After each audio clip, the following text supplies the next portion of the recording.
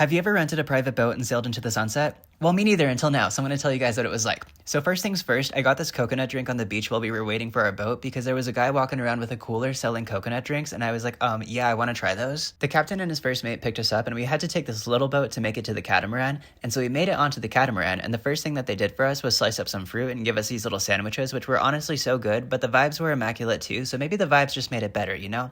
Plus, there was an open bar, so I had to make a round of drinks. But now with the drink and snack combo inside of me, I was getting some motion sickness already, so I had to make my way to the front of the boat to combat some of that. Turns out, sea legs are not just a saying. They ended up taking us to a secluded beach, which was basically our own private paradise until a couple more catamarans showed up, but we had this to ourselves for a good 45 minutes to an hour. So get this, the waves were huge, and so I got taken out by a massive wave, like I was flipped over twice, and Kyle was screaming in the background, "No, my twink!"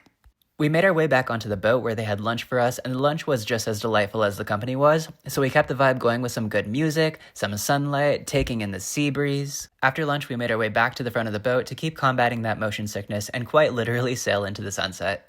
While we were sailing, we got to see some of the ocean wildlife, like there was a flying fish that flew right in front of us, and we all kind of screamed, but nobody got it on camera. The first mate yelled El Tigre because there was a tiger shark that we tried to get on camera, but he was so fast. Some birds flew overhead in a V formation. I felt like I was in a movie. I went back down to the open bar to make everyone another round of drinks because sailing into the sunset with a cocktail in hand, yes please.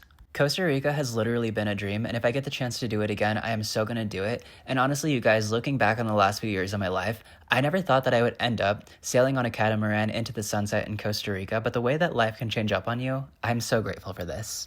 And so we made it back onto the beach that we started on right after sunset, which also happened to be the beach that has the same beachfront restaurant that we started at on the first day, so we got another round of wings, as well as this life-changing sea bass that was just as good. Fun fact about me, I get a sweet tooth like crazy, so we went back to the food truck park so that I could get another round of these dulce de leche churros, which slapped just as hard as the first time. But there were so many good options that I want to go back just to try more.